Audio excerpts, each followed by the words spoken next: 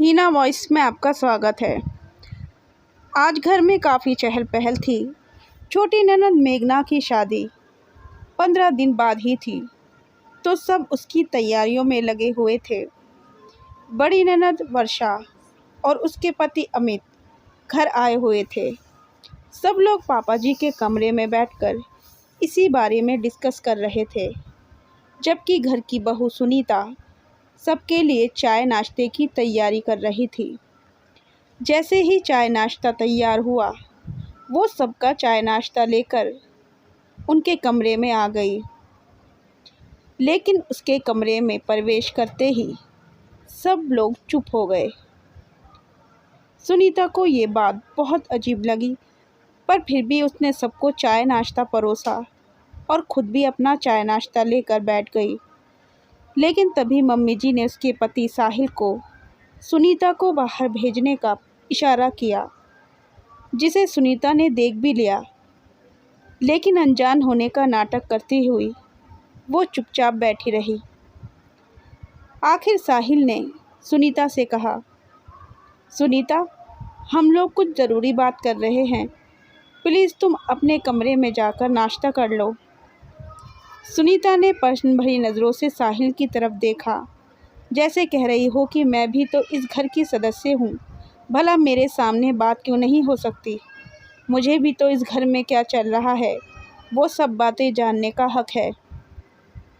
शायद उसकी ये बात वर्षा ने समझ ली, इसलिए वो सुनीता से बोली, भाभी वो क्या है ना कि जब आपके लायक कोई काम होगा तो हम आपको ज़रूर बुलाएंगे। अभी तो आपका कोई काम है नहीं, तो आप नाश्ता करके अपने काम ख़त्म कर लो। वैसे भी आपको पता है शादी के घर में बहुत से काम होते हैं, और आप घर की बहू हो तो आपको ही सब कुछ संभालना है। उसकी बात सुनकर सुनीता ने मन ही मन सोचा, हाँ मैं तो घर के काम करने के लिए ही हूँ, बाकी तो मुझे पता भी नहीं कि कौन कब चला आ रहा है और कहाँ क्या खर्च हो रहा है, घर में क्या सामान आया है और क्या नहीं। बाज़ार से भी सामान लाकर सीधे अलमारी में रख दिया जाता है। मुझे तो कुछ भी बताया नहीं जाता, पर इतने लोगों के बीच बोलकर अपनी क्या बेइज्जती करे, इसलिए चुपचाप उठकर अपने कमरे में आ गई। काफ़ी देर तक तो उसे कुछ खाते ही नहीं बना, पर भूखे क्यों रहना, आखिर काम तो उसे ही करना था। इसलिए अपना नाश्ता ख़त्म किया और प्लेट रखने रसोई में जा ही रही थी, तो देखा सब लोग तैयार होकर कहीं जा रहे थे। नंदोई जी तो अपनी चाबी उठाकर पापा जी के साथ बाहर निकल गए। वहीं दोनों नंदे अपना बैग लहराती हुई बाहर आई और भाभी को बाय कहकर निकल गई। सासू माँ प्रतिभा जी भी बाहर आई और सुनीता को काम बता दिया, बहू हम लोग ज़रूरी काम से बाहर जा रहे हैं, तुम दोपहर का खाना तैयार कर लेना और खाने में कुछ अच्छा बना लेना। वर्षा और दामाद जी यहीं खाना खाएंगे। उसे काम बताकर वो भी बाहर निकल गई। साहिल बाहर आया और कमरे में अपना वॉलेट और बाइक की चाबी लेने चला गया। तब तक सुनीता भी कमरे में आ गई। साहिल, तुम सब लोग कहीं जा रहे हो क्या? उसकी बात को सुना अनसुना कर साहिल बोला, अभी मम्मी ने बताया तो सही कि ज़रूरी काम से जा रहे हैं। हाँ, पर कहाँ जा रहे हो? तुम लोगों ने ये तो बताया ही नहीं। अब ज़रूरी है क्या हर बात तुम्हें बताना? बता तो दिया कि ज़रूरी काम से जा रहे हैं, और मम्मी ने तुम्हें जो काम बताया वो कर लेना, और भगवान के लिए खाना ढंग का ही बनाना। कहता हुआ साहिल अपना वॉलेट और चाबी लेकर वहाँ से निकल गया। सुनीता उसके पीछे पीछे दरवाजे तक आई तो देखा सब लोग कार में बैठे थे। साहिल भी जाकर अपनी बाइक पर बैठ गया, पर पता नहीं क्यों ये लोग अभी भी रवाना नहीं हो रहे थे। सुनीता वहीं दरवाजे पर खड़ी उन लोगों को देख रही थी। ऐसा लग रहा था जैसे वो लोग किसी का इंतज़ार कर रहे हैं। 10 मिनट बाद उसे घर में काम करने वाली जमुना काकी आती दिखी। उनके आने पर प्रतिभा जी ने उन्हें अपने पास बुलाया और उन्हें कुछ समझाकर वो लोग वहाँ से रवाना हो गए। पीछे पीछे साहिल भी रवाना हो गया। जमुना काकी घर में आ गई तो सुनीता ने दरवाज़ा बंद किया और आकर सोफे पर निढाल होकर बैठ गई। जमुना काकी अपने काम में लग गई। सबसे पहले उन्होंने प्रतिभा जी के कमरे की सफाई की और फिर बाहर निकलकर उस कमरे के दरवाजे पर ताला लगा दिया। उन्हें ताला लगाता देखकर सुनीता ने पूछा, अरे काकी, ताला क्यों लगा रही हो? उसकी बात सुनकर जमुना काकी ने उसकी तरफ देखा और बोली, मैडम ने कहा है कि उनके कमरे की साफ सफाई करके ताला लगा देना। सुनीता ने उसके आगे कुछ नहीं कहा, पर उसे हैरानी तब हुई जब जमुना काकी ने चाबी उसे देने की जगह अपनी कमर में खोस ली और घर के बाकी के कमरों की सफाई करने लगी। सुनीता उसे काम करते देखकर बैठी बैठी सोचने लगी, यही इज्जत है उसकी इस घर में। एक नौकरानी पर भी आंख मूंदकर विश्वास था, पर अपनी बहू पर नहीं। माना कि जमुना काकी यहाँ 10 सालों से काम कर रही है, पर वो भी तो इस घर की इकलौती बहू है। आज नहीं तो कल उसे ही तो सब कुछ संभालना है। खैर, सुनीता ने देखा कि जैसे जैसे जमुना काकी सफाई करती जा रही थी, वैसे वैसे सब कमरों पर ताला लगाती जा रही थी। उन्होंने सिर्फ सुनीता का कमरा, रसोई और हॉल ही छोड़ा था जहाँ ताला नहीं लगा था। सुनीता अभी भी सोफे पर ही बैठी हुई थी कि जमुना काकी अपना काम खत्म कर जाने लगी। तब सुनीता ने टोका, काकी, आप तो जा रही हो, अब सारे कमरों को ताला लगा दिया तो चाबी भी तो दे दो, नहीं तो जब वो लोग आएंगे तो दरवाज़ा कैसे खोलेंगे? उसकी बात सुनकर जमुना काकी बोली, माफ़ करना बहू रानी, पर मेम साहब ने मना किया है आपको चाबी देने से। उन्होंने कहा है कि ताला लगाकर चाबी पड़ोस वाली सरला जी को दे जाना। कहकर जमुना काकी घर से निकल गई, जबकि सुनीता सोफे पर बैठी एकटक उन्हें जाती देखती रह गई। इतना बड़ा अपमान उससे बिल्कुल बर्दाश्त नहीं हो रहा था। उसे अब घर में घुटन सी होने लगी थी। आखिर उसकी गलती क्या थी? बैठे बैठे उसे वो दिन याद हो आया जब वो कॉलेज के फर्स्ट ईयर में थी। वो एक ऐसे परिवार से संबंध रखती थी जहाँ लड़कियों का शिक्षा का कोई मोल नहीं था, जहाँ 10वीं तक पढ़ाई कर ली, बस उसके बाद शादी कर दी जाती थी। पर सुनीता के माता पिता ने उसे बड़े अरमानों के साथ अपने परिवार वालों से लड़ झगड़ कर कॉलेज पढ़ने भेजा था। वो चाहते थे कि उनकी बेटी अपने पैरों पर खड़ी हो। वो हमेशा उसे आगे बढ़ता हुआ देखना चाहते थे। इसलिए अपने रूढ़िवादी परिवार के खिलाफ जाकर भी उन्होंने उसे पढ़ाया लिखाया और आगे की शिक्षा के लिए शहर भेजा। गांव के माहौल से निकलकर सुनीता पहली बार शहर में आई थी। उसे ये स्वतंत्रता, यहाँ का रहन सहन बहुत भा रहा था। वहीं कॉलेज में साहिल से उसकी मुलाकात हुई थी। वो फाइनल ईयर में था। पहले दोस्ती हुई, फिर प्यार। फाइनल एग्ज़ाम आते जाते तो दोनों शादी के सपने बुनने लगे थे। साहिल का तो वैसे भी आगे पढ़ने का मन नहीं था। उसे तो वैसे भी अपने पापा का बिजनेस संभालना था, इसलिए उसके लिए ग्रेजुएट होना ही बड़ी बात थी। लेकिन इधर सुनीता पर साहिल के प्यार का ऐसा खुमार चढ़ा था कि उसे ये तक समझ नहीं आ रहा था कि उसके माता पिता पर क्या बीतेगी।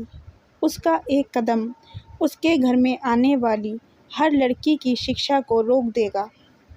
साहिल ने उसे सपने भी ऐसे ही दिखाए थे। वो तो अक्सर उससे यही कहता था, आखिर इतना पढ़कर तुम्हें कौन सा नौकरी करना है? अरे तुम तो एक बिजनेस फैमिली में जा रही हो। हमारे यहाँ तो नौकर चाकर काम करते हैं। तुम्हें तो वैसे भी शादी के बाद ऐश ही करना है। सुनीता धीरे धीरे उसकी बातों में आने लगी थी। गांव में पहली बड़ी लड़की को शहर के ऐशो आराम अपनी ओर खींचने लगे थे। उसे साहिल पर अपने से ज़्यादा विश्वास हो चला था, पर वो जानती थी कि उसके माता पिता शादी के लिए तैयार नहीं होंगे। तैयार तो इधर साहिल के माता पिता भी नहीं थे। आखिर सुनीता उनके स्टैंडर्ड से मैच भी नहीं खाती थी, तो उन्होंने भी साहिल को शादी के लिए मना कर दिया। लेकिन साहिल तो सुनीता के साथ शादी की ज़िद पर अड़ा हुआ था।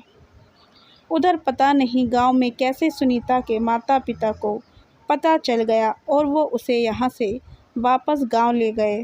पर कहते हैं ना, प्यार की खुमारी सब कुछ करवा देती है। एक रात सुनीता सबको नींद में सोता हुआ छोड़कर गांव से भाग आई, पर गांव से आने के लिए उसके पास पैसे नहीं थे, तो आते समय अपनी माँ की अलमारी में से सोने के गहने और पैसे चुरा लाई। साहिल तो उससे शादी करने के लिए वैसे भी तैयार था, तो दोनों ने मंदिर में जाकर शादी कर ली। पर साहिल के माता पिता ने तो शुरू में उन्हें अपनाने से इनकार कर दिया, तो उन सोने के गहनों को बेचकर उन्होंने अपने रहने खाने पीने की व्यवस्था की। जब तक प्यार का खुमार था और जेब में पैसे थे, तब तक साहिल भी उसकी हाँ में हाँ मिलाता था। लेकिन धीरे धीरे जब प्यार का खुमार उतरा और जेब में से पैसे कम हो गए, तो दोनों का आटे दाल का भाव पता चल गए। दोनों में तू मैं होने लगी। लेकिन दोनों ही ये समस्या ज़्यादा दिन नहीं रही, क्योंकि साहिल अपने माता पिता का अकेला बेटा था। बाकी तो दोनों बेटियां थीं। बुढ़ापे में बेटा ही सब कुछ संभालेगा, ये सोचकर कुछ दिनों बाद वो खुद साहिल को लेने आ गए और मजबूरन उन्हें सुनीता को भी अपनाना पड़ा। अब तो सुनीता को भी लग रहा था कि सचमुच ज़िंदगी ऐशो आराम से कटेगी, पर असल ज़िंदगी की शुरुआत अब हुई थी। ससुराल में रहना भी कोई मामूली बात नहीं है। सुनीता का सामना अब ससुराल वालों से हो रहा था। कहाँ तो घर में नौकर चाकर काम करते थे, अब ले देकर के एक जमुना काकी रह गई, जो भी घर की साफ सफाई के लिए आती थी। बाकी रसोई का सारा काम सुनीता के हिस्से में डाल दिया गया। अब तो साहिल भी पूरी तरह से अपने माता पिता के कहे में रहता था। सुनीता के हिस्से में सिर्फ जिम्मेदारी आई थी, उसे कोई अधिकार नहीं दिया गया था। आज उसे पछतावा होता था, क्योंकि उसने अपने ही पैरों पर कुल्हाड़ी मार ली थी। अपने माता पिता का दिल दुखाकर वो यहाँ कहाँ खुश है। खैर, जब उसकी तंद्रा टूटी तो उठकर रसोई में गई और खाने की तैयारी कर दी। इन्हीं सब में दोपहर के 3 बज गए। तब तक सब लोग घर आ गए। साहिल पड़ोस वाली सरला जी के यहाँ से चाबियाँ ले आया। हमेशा की तरह सामान सीधे प्रतिभा जी के कमरे में गया। अभी सब लोग सामान के साथ प्रतिभा जी के कमरे में ही थे कि सुनीता उन लोगों को खाने के लिए बुलाने आई। उस समय मेघा अपने सोने के गहने पहनकर दिखा रही थी, जिसकी शॉपिंग शायद आज ही की गई थी। एकदम से सुनीता को वहाँ देखकर उसने फटाफट ज्वेलरी निकालकर बैग में रख दी। वहीं प्रतिभा जी सुनीता को देखकर बिगड़ते हुए बोली, बहू, तुम्हें बिल्कुल तमीज़ नहीं है कि किसी के कमरे में कैसे जाया जाता है। तुम यहाँ मेरे कमरे में क्या कर रही हो?